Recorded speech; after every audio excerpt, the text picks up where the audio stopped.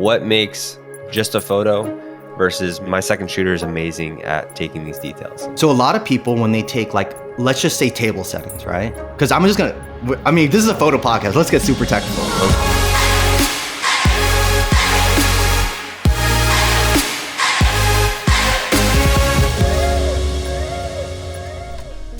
Hey guys, welcome back to another episode of the Second Society podcast. My name is Jimmy Lick, owner of Second Society, and this podcast exists to help us grow, learn, and get inspired by the top 1% of all wedding photographers and videographers in the industry.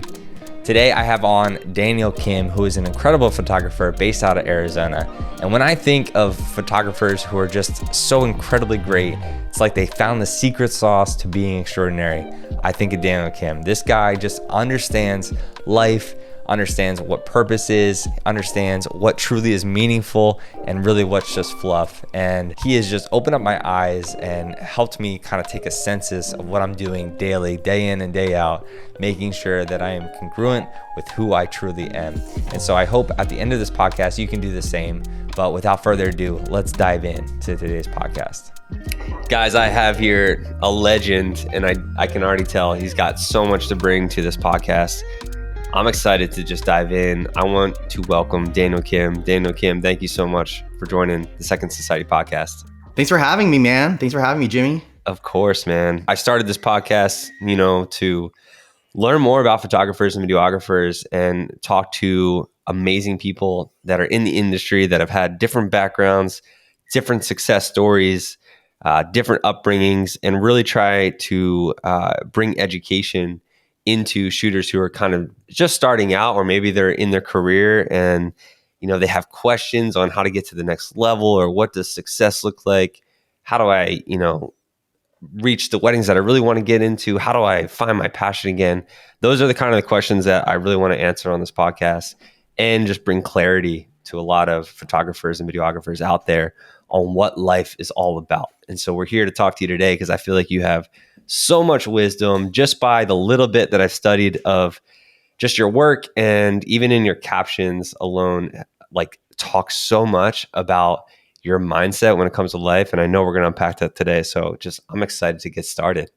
You can ask anything. We'll get right into it. Of course, man. Well, I think you have just an ethos that's really strong. And I feel like you've gone through so much just by the little bit that we kind of already talked about.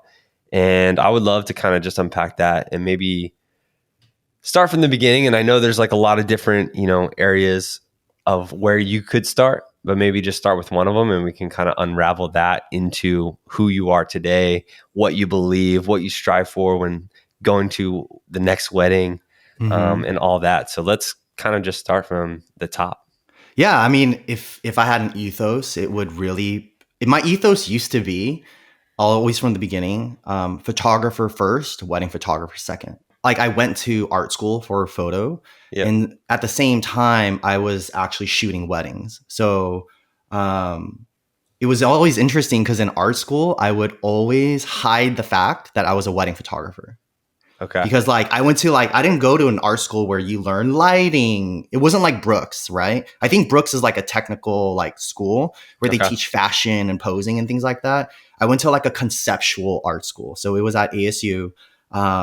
And it was the type of art school where you put your work up, the teacher just says, go out and make work, right? They taught us film, barely taught us digital. It was mostly film. I learned color in a dark room, black and white printing, alternative processes. So it was one of those, I call them artsy art schools where the teachers are go out and make work, you come back, and then you're in critique 3 hours a day for one class, and you do that 3 times a week. And sometimes you have 5 art classes or 4 art classes. So sometimes you're just in school for 9 to 12 hours a day, just talking. All you do is talk, because all your images are up on the wall. And then the rule was when it's your turn to put your images up on the wall, you're not allowed to speak because you can't defend your work. And then you have to listen to all these people talk about your work. I love it. It was pretty brutal. A lot of us had sleeping bags in the dark room. So we slept in the dark room. So it was like you do all this work and then your photo professor, like comes up and you've been like grinding away at this series, and then your photo professor goes, these are almost photographs. And you're just like, Oh, that's the worst thing you could say. That's the worst thing. But sometimes that's the thing you need to hear, right? And so I come from that world of like photography for photography, not for business. Like there was no talk about business. They never talked about marketing, like what kind of job you're going to get. It was only about art. It was only about art. So that's why my ethos of like photographer first, wedding photographer second has always stood true. And then it wasn't until like recently that I was like over the last 3 years, 4 years that I was just like, why does it have to be separate? Like whenever people think about wedding photographer, there's already like a preconceived notion of what those photos are going to be like. But why? Like, who made that rule? We made that rule. Why? Probably because that's what the market wants, or that's what we thought the market wanted. Yeah. So then there was already this box. I'm going to be a wedding photographer. Okay. So then I have to make these types of images. Huh. What if it was, I'm a photographer? What kind of photographer? Oh, I don't know. I went to art school. Or I do like fashion, or I do like conceptual art. Okay. Now, what if I threw that person into a wedding? On their first wedding, what would they make? And I said, you're not allowed to Google anything about wedding photography, anything. And this actually came about at my own wedding, right? I have a friend he was an amazing artist. He's an amazing photographer. When we got our own wedding photos back, like it was during that time of like Style Me Pretty and like Perfect and like Flat Lays and Pose. And, I also shot in that way. But he was at the wedding and he just took this one photo. And I was just like, dang, like it was a little blurry. It was everyone rushing in on us at the dance floor.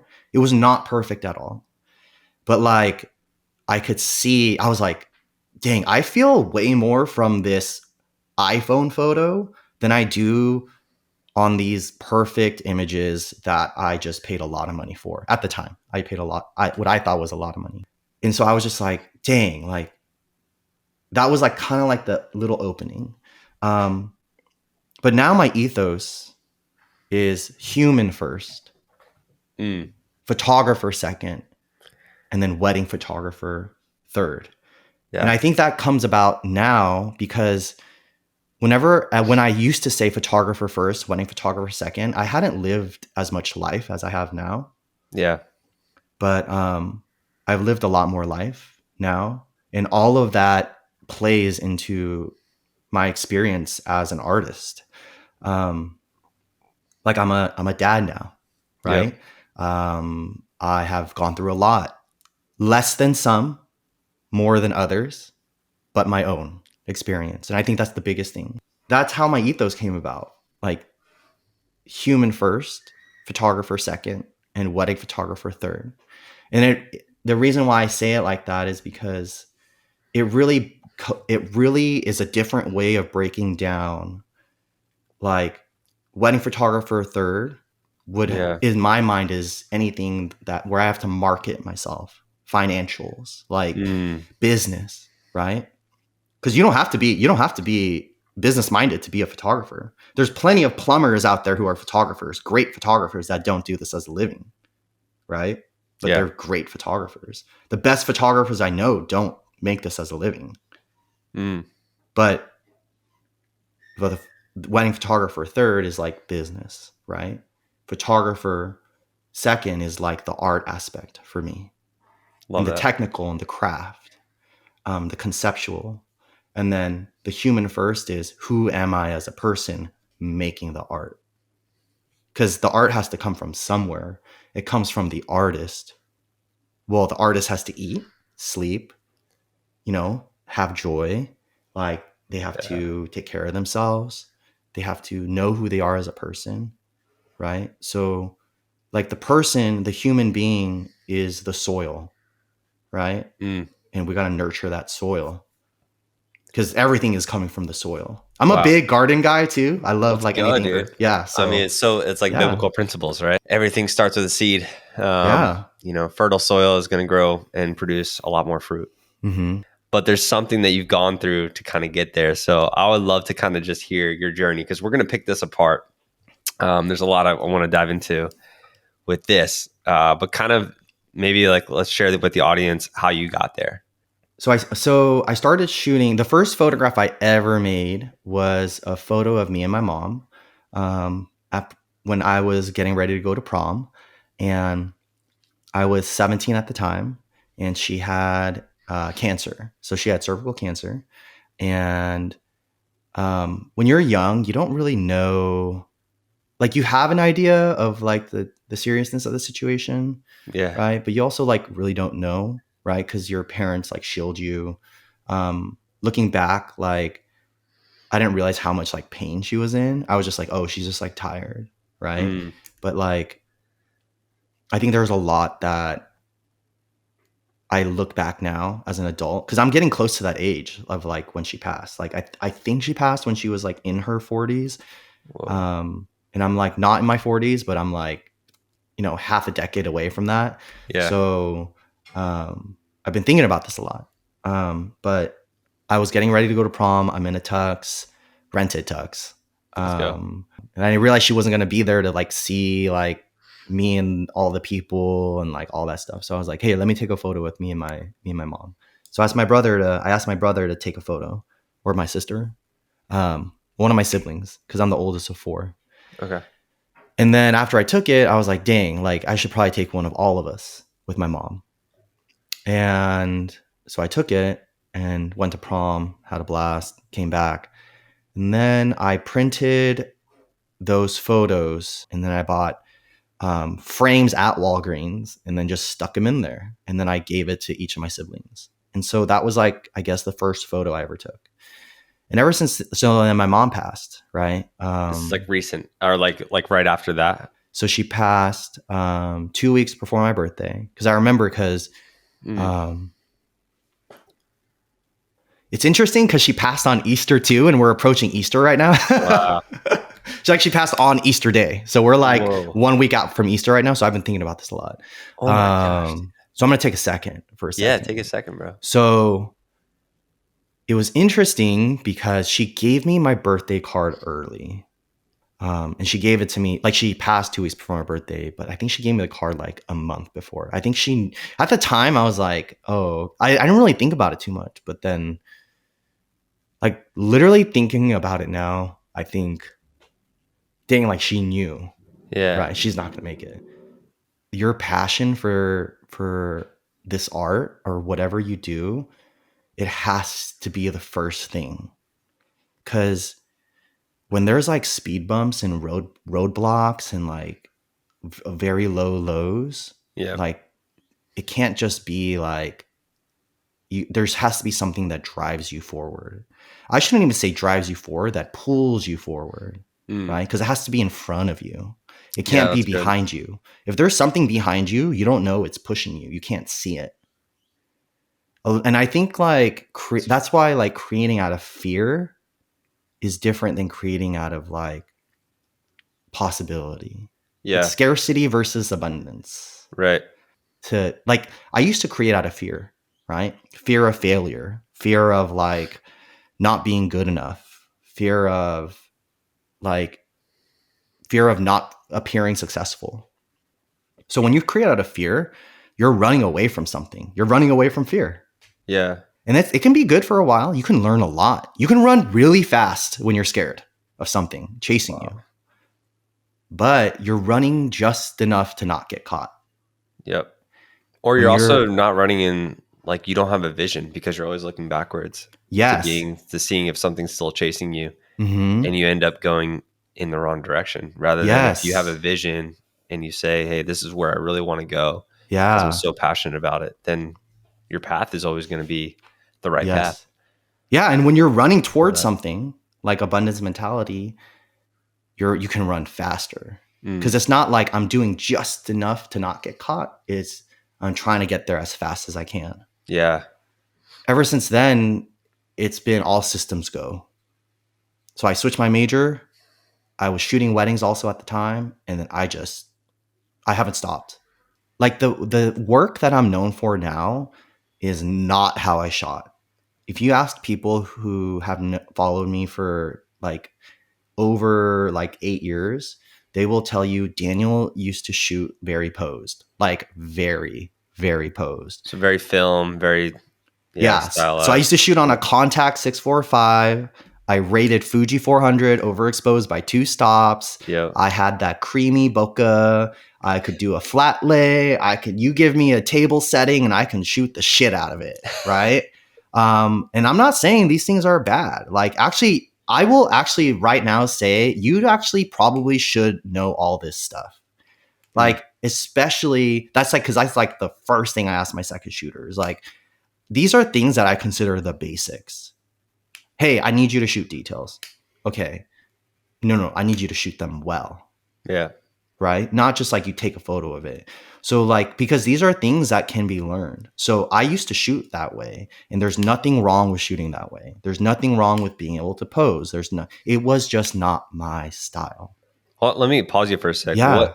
What makes just a photo versus, man, my second shooter is amazing at taking these details. Like, what are you seeing in their shot or what are they doing? Oh, okay. Yeah. So a lot of people, when they take like, let's just say table settings, right? Because this is a photo podcast. Let's get super technical. Let's do it. So we're looking at table settings, right? So and I say details, I'm talking about just like editorial, like the editorial style. We're just trying to make stuff look good, right? One of the first things that I always tell people is stop shooting like details as if they're just stuff. Like as if there's no like breathing room. There's no like shoot it like it's a portrait. You should shoot the details like they're a portrait. And it should be easy because the details don't move. Actually, you can move the details. Yeah. So like sometimes when I'm shooting a tablescape, right? I am checking, hey, I'm not just like standing the way that I stand and just pointing my camera at the table. I am getting eye level. If I'm shooting florals, I don't want to shoot the florals from top down with a little bit of stuff in the background. I want to shoot it as if the flower is a person. Well, where's the head? Okay, let me go eye to eye. So I will like almost get to table level because when you do that, the flowers stand up taller and then you have more negative space on top to see individual flowers in the shape and the way that the florist like shaped this flower. The florist doesn't shape the flower looking at it just like down. Like they hold the flower up to their eye and they shape it, right? Or they look at themselves in the mirror and shape it. So these are vendors who are putting a lot of time and a lot of effort and it's their art. In my opinion, like this is composition, basic composition. And the best part is the subjects are not moving. So you don't have to do it within half a second and decide what the composition is going to be. You can have 5 minutes to do it. Right. And the thing is that when you start taking time to do that, you get faster and faster and faster and faster and faster. Because a lot of people are like, well, I don't want to take time to do this. And I always tell people, well, you don't have to take time to do it. You might have to take time to learn how to do it. But once you know it, it's like planners like, because for me, I want to shoot candids. I want to shoot candids at cocktail hour. Like if the room is completely ready to go, I'll tell them, I don't need 30 minutes. Like literally if this room is empty, give me 10 minutes, maybe 5. Because I know, like I just know. The thing is that once you do like a shot, like where it represents it well and you do it fast, that leaves you more time to be like, hey, I got like 20 more minutes. My second shooter getting cocktail hour. Like, and I can also get like, let's just say a cocktail hour is like an hour and a half and I got a room done in like 10, 15 minutes. Yeah. And I'm still going to have time to do like 90 minutes or 60 minutes of cocktail hour. I'm going to say, let me get creative with some of these detail shots. My thing is always saying, just because you're not fast at it or good at it, it doesn't mean that you're fast or good at it in the future. All you have to say is, I'm not good at this yet. That's the mentality to have in everything. I love and that. my philosophy is how you do one thing is how you do everything. So if you can get really good at detail shots, you can get really good at portraits. And if you can get really good at portraits, you can get really good at candids. And if you get really good at candids, you can get really good at more creative expression. And if you get really good at creative expression, you can get really good at, and just go down the line. Because how you do one thing is how you do everything.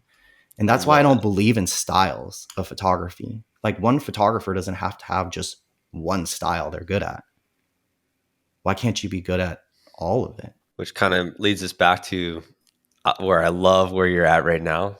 In your life. Oh, and so you were kind of that, you know, style me pretty type of photographer. And then where did that kind of all start to change? There was like a life experience that really changed my perspective on things. And at the time I was shooting in like a very posed, perfect way, which there's nothing wrong with that. Did you feel in your heart that like that was your style and that you like really loved it? Or did you feel like the wedding industry pushed you into that style? I felt like there was people that I saw who shot in that way, and they did it so well because that was truly who they were. Yeah. And I saw that, and I loved it because it was good. Yeah. But it was good because that's who they were. And so I tried to emulate that. And so this is, you're like 10 years in now. Yeah, 10 years in. I feel like that's like a normal story for a lot of us. For a lot of people that have been doing this for over a decade. Yeah. And I basically was like, I'm going to give myself 5 years to change. So I set a deadline. That's awesome. This whole like life event that changed my perspective on things, which I won't get into it. It's a long story, but like, I think that was like 2017. And then I was a new dad. So I had all these, your perspective on life changes.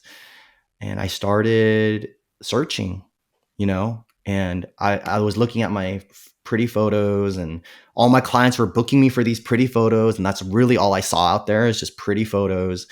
And I was good at it, but it just really wasn't who I was. And every time I shot a wedding, the clients were great. Clients were amazing. Planners were amazing, but it just wasn't who I was.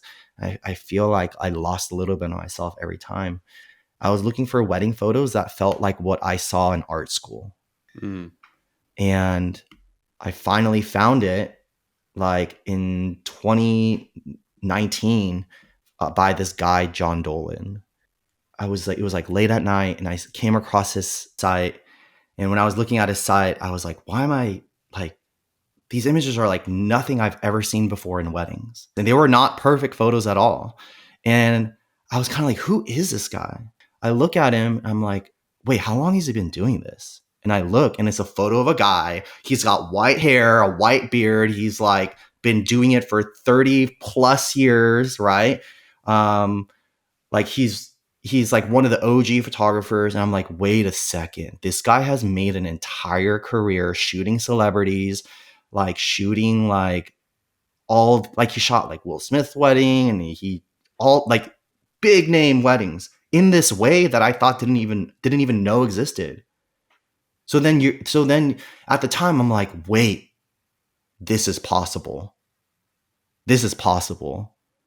And then I was just like, oh shit, let's go. Like, so I started like, I looked at all of his work. I was like researching, like looking at his, like just all the weddings he shot. And I was kind of like, wow, I didn't know that you were allowed to shoot this way and be successful at it. I think there's something to say about like this confidence. Like, he's like, I don't need everyone to know who I am.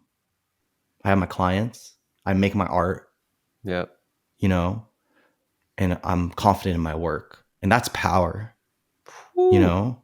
That's like true power. That's complete freedom right there. That's complete freedom. I mean, obviously, so many people know who he is, but Yeah. I could tell just by looking at his images, he was like, my confidence is in my art, in myself. Yep.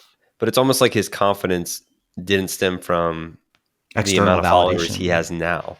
You know what I mean? Your confidence Yeah. started when you had 0 followers. Yeah. What were some things that he, you know, brought up to you or said that kind of changed everything for you? Oh, Was man. it so many things? There was one thing that really just slapped me in the face. And he was like, would you hire yourself right now for your own wedding? And I had to just straight up tell him no. Mm. And it was kind of like that moment where it's just like, would I hire myself for my own wedding? And my answer is no. And I'm like, that's all that he had to say. Yeah. Because I don't know if he remembers this, but at the time he literally looked at me and for people who can't see this video, but he was literally like, he just literally like, just like shrugged his shoulders. He's like, I don't know. Yeah. Just think about it. You know, it's really that simple. Would I hire myself for my own wedding? Yeah. No. Okay.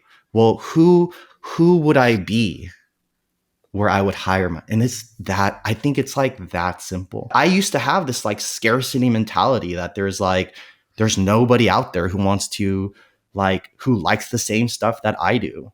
How egotistical of me to think that I'm the only one who likes this kind of stuff. Like I'm so special. Yeah. You know? It's more of like, no, like there's so much good talent out there. There's somebody for everybody. There's somebody for everybody. It's interesting. It's almost like, I mean, obviously, like I have to take that God kind of created like an authentic you. And so you know, we have our own, we all have different thumbprints and fingerprints, you know, and we're made just our unique selves. And there's nobody else out there like us. But at the same time, there's people all around us that love our most authentic selves, right? And the unique work that you create. And so it's this like dichotomy between like, yeah, you're so unique, and yet a lot of people are going to be attracted to your uniqueness. And I would even go as far as to say that the more you tap into your uniqueness and the most authentic self, the more that you're going to actually attract the clients that you want to shoot. Yeah. Yeah. Cause it really is. There's plenty out there, I think, you know. And so like, would you say that your business, you know, thrived, or did it kind of remain the same? Or do you think it got less, like you got less clients because you tapped more into what you wanted to shoot? Interesting. It was interesting because I think a lot of people are scared to change because there's this expectation of what their past is, right? Yeah. Like clients book me. Like, well, that was my thing. My thing was like, well, how am I going to book clients? Like, dude, I was telling him like, you're crazy, dude. My clients know me for this one thing. They're not, how am I going to change? Like, how can I change? Yeah. Because my clients, my work looks like this and I want to go this direction, but my work looks like this and that's what they're expecting. Yeah. Right. So there's this dilemma. That's the dilemma. So I was worried that I wouldn't book. And the funny thing is his retreat was in 2020 of February. Yes. And 2 weeks later, the world shut down. And we all lost our jobs. And so you got to think like, oh man, like, wait a second. I have to book now. Anything. Oh man. I felt trapped at the time. Yeah. And again, this goes back to like, did my business boom or, you know, stay the same? My business since then has boomed. I remember him looking at me because I was so like, I was in my head. I was telling him, but what about this? What about that? What about this? What about that? What about this? And he just like looked at me. He was like, you're going to soar. And I was just like, what the heck are you talking about, bro? Like, but what he really meant was, if you're uniquely you, there's no way that you can fail. Like my first client, right, was a couple that I booked, and I told her, it was a friend, and I told her, she was like, hey, we're gonna just elope. And I was kind of like, okay, here's the thing. I'll do this. If I don't charge you, let me just see what happens. She was like, all right, great. So I drove 14 hours to Big Sur and I shot it. And you know what happened? Like, it was so fun. That was the most fun I had shooting an engagement session. You know why? Because I was just like, whatever goes. Yeah. Because I was doing it for free. So what's going to happen if they're, hey, I'll give you your money back. Yeah, well, exactly. You didn't pay me. It's already overvalue. You know what I mean? So what was kind of going through your head? You're like, hey, I want to shoot it the way that I want to shoot it. What did you see in your head that you're like, this is how I want the photos to turn out? The funny thing is that I wanted, and there was moments where I wanted to like revert back to how I didn't want to shoot, because that's what I was used to. Yeah, it's in you. And that was a big lesson, because I was just like, wait a second, this is going to take a lot of work. And then ever since then, I did a couple more for free. And each time I would say like, hey, can I shoot it for free? But no expectations. And they were like, yeah. And then a lot of people were like, well, but how can you like build your business if you're doing these free shoots? Like these quote unquote low budget, because it's a free budget. Yeah. Low budget. But here's what happened. Like I had a bride who had a very, very, very high budget, right? And she saw one of those quote unquote free shoots. And she literally said, this is what I want at my wedding. And so it went from 0 to 100, like fast. But she didn't care. Like, it's not about the budget. It's about the vision. Yeah. And she knew she wanted that. And then it just built. And a lot of people, because I get a lot of newer photographers, and they look at my work and they say like, how do I get there? Right? Like, how do I get there? Oh my God, I'm not there. Like it's impossible. And I will tell them like, well, one, like you're not there yet. Two, like step by step, just like how I did free to I'm starting all over essentially. I'm like basically building a brand new business. I like the idea of shooting for free too, because it's not free. It's free for them, but it's not free for me. That is my time. So if any free thing that I do, I am going hard because I have to make it worth it. And during the pandemic, when I'm not getting paid, I better make it worth it. And so ever since then, 2 years ago, I think it was like 2022, that was the 5th year since like that instant when I gave myself that 5-year deadline from that like event. That changed my perspective. I realized this is my 5th year and I did it. I didn't know that my business would succeed in the way that it did. I mean, I was at a point where it didn't matter. I just wanted to make good work and I wanted to be happy doing it. It sounds like you did like maybe 4 free weddings. And then all of a sudden it just popped off to where you're kind of back at your normal prices. What do you typically charge for a wedding? Let's just say I have been able to double and triple since then. Let's go. You got to think about it this way too. I was really shooting in a way that it's what I want, and my vision is very unique. There's gonna be 15 people that want it. Well, guess what? If there's only one of it, they're gonna have to. You can set the price. Right. You don't have to cater to everybody. Dang, it's so good. Yeah. It like really, again, it's tapping into that micro. Who are you? Who are you at the center? And it's like, it goes way beyond just a style. It's like, everybody can shoot adventure style or luxury style or fine art, whatever but when you really tap into what God's created you to be, Mm-hmm. and really tap into who you are and like what you absolutely love to do, and you really find that passion and you get obsessed with that passion, Mm-hmm. and therefore it comes down to you're like worthy, you know what I mean? Mm-hmm. And it's like you're worth any price at that point, which is Yeah. really cool. I'd only try to think about, am I gonna enjoy shooting this wedding? Because if I start thinking about the budgets, I go back to where I started. Yeah. Honestly, Yeah. it's like we're back at this again.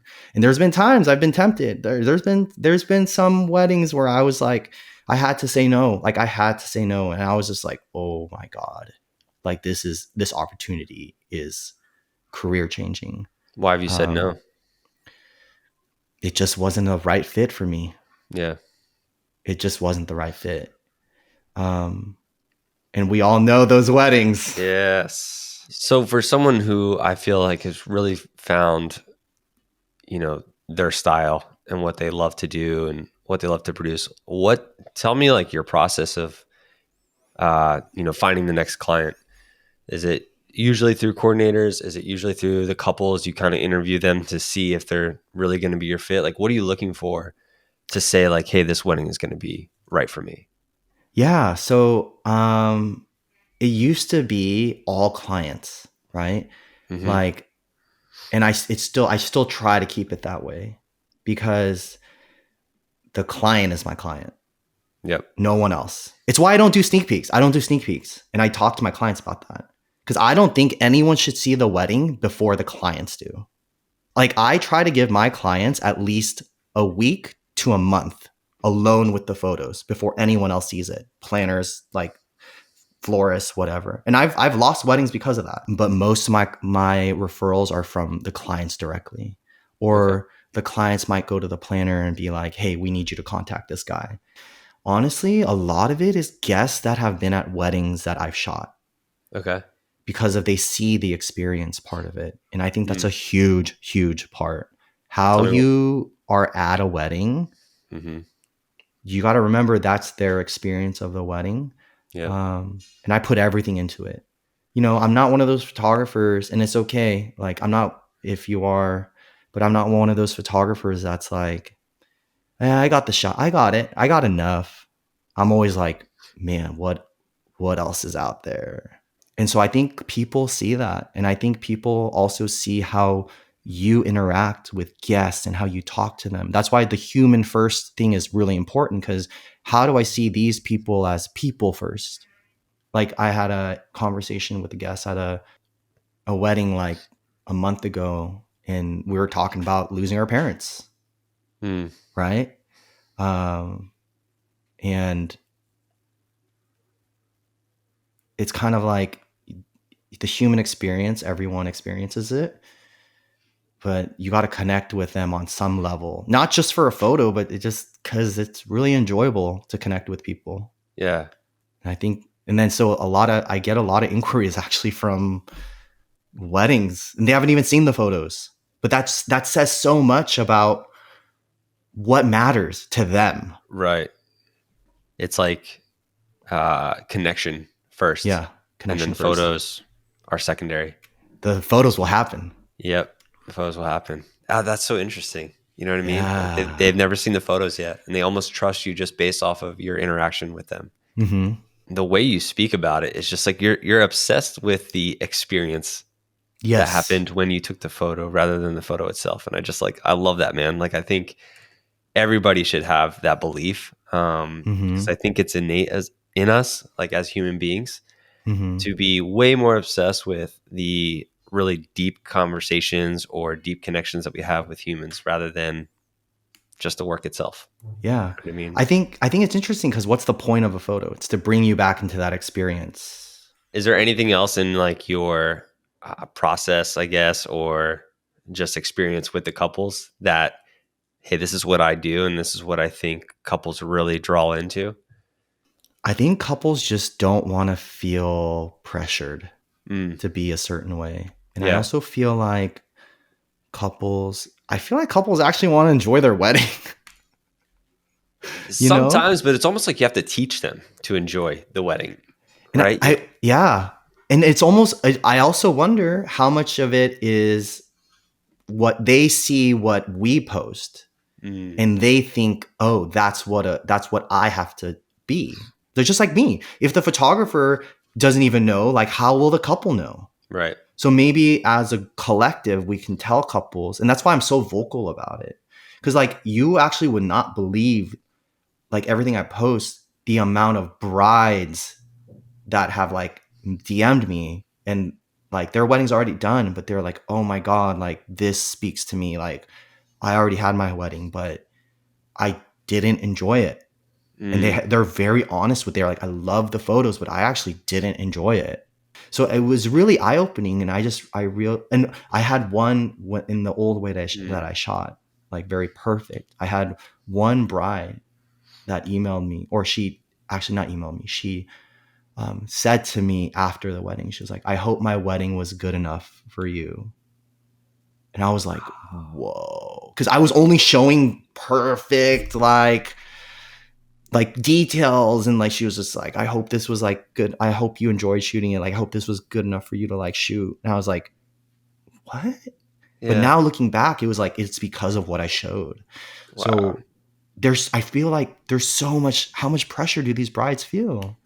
Right? Dude. Oh, yeah. I think it has nothing to do with you in particular or us as wedding videographers, photographers. But I think it's just culture in general, man. Like there's, again, the comparison game. Like we've opened up the door with social media, just so much access to the comparison, right? Like before, 20 years ago, you couldn't see what other people were doing, right? We didn't have social media. We didn't have the internet in the sense of where you could like go on Pinterest and just look up 30,000 weddings that were $500,000 budgets or $1 million budgets, and then start making your own wedding board and all that. You literally just went off of like what your mother told you a wedding was. Yes. Right. And then it was all you, because you never pulled in other people's inspirations. Right. Yeah. It's just so interesting, man. Like you're opening up this eye-opening thing to where you're like, what kind of flowers do I want? What kind of altar do I want to have? And like none of it's you. You pulled in this inspiration from all other people, and it's not who innately you are. And I think it's okay to like have that stuff. Like I'm not saying that you shouldn't. I'm just saying that like ask yourself. Yeah, ask yourself. Is it you? Something you really want? Yes. Like here's the thing. I love design. I love shooting design. We love making things pretty, right? Yeah. I'm not saying that you should not have that. I'm saying like I love it. When it has that, I freaking love it. Yeah. But what I'm saying is, even if it's there, my focus is on people, and I'm still going to shoot all that stuff, right? Because here's the thing. If they have it, it was important enough to them. Right. And I'm still going to shoot it. At the end of the day, for me personally, it's about connection and people and the marriage and their interaction. There was this one time when we were doing the family photos, and this kid ran up to the bride and she picked him up, and his feet were just dangling off. It was just her. They were hugging, right? But she picked him up and his just feet are dangling. And I was just like, dang. And I took the photo, and I don't know why that one resonates with me. Yeah, she just picked him up and she's just hugging this kid, and he's just all suspended in the air because he's obviously like 2 feet tall. Yeah. But his feet are just dangling. And I was just kind of like, yeah, this is what this wedding's about. Already I knew it was going to be a great wedding because of their attitude. Their attitude is what I knew. But when I saw that happen, it was like no hesitation. She just picked him up. Didn't worry about his shoes, like getting her dress dirty or anything like that. I was like, yeah, today's going to be good. Today's going to be just a really full good. embrace. Full embrace. Yeah. Yeah. Oh, it's so sick, dude. What does the next 5-10 years look like for Daniel Kim? As far as I know, you have one passion is to build that like school for underprivileged youth. Yeah. For photography school. Yeah. Is that kind of still a thing?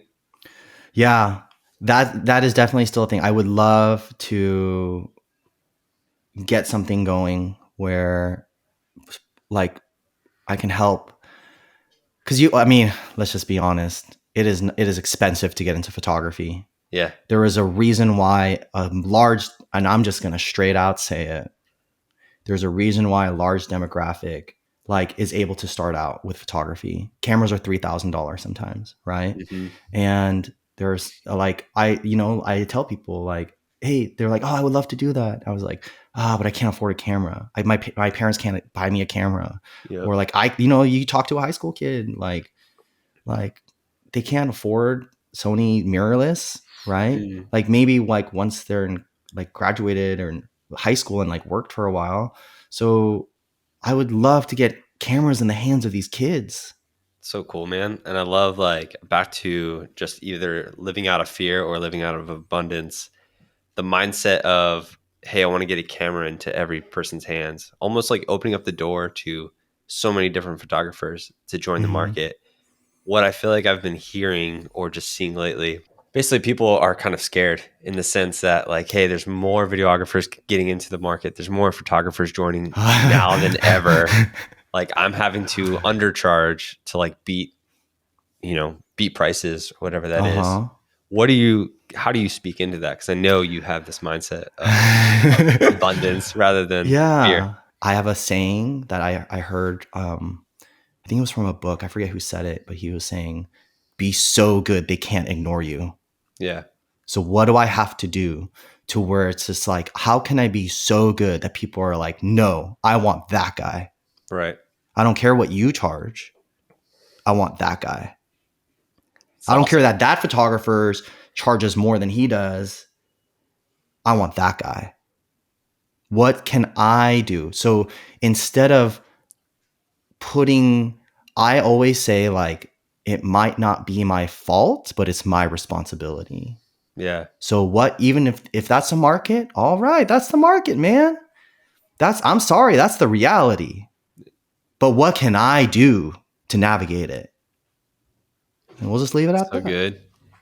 Yeah, bro. That's amazing. And there's plenty for everybody. That's how I see it. Such a good way to end this entire conversation, man. Thank you for having me. Thank you so much for being on here, man. Thank you. I really feel like you brought light to just the industry in general, but to me personally. Thank you.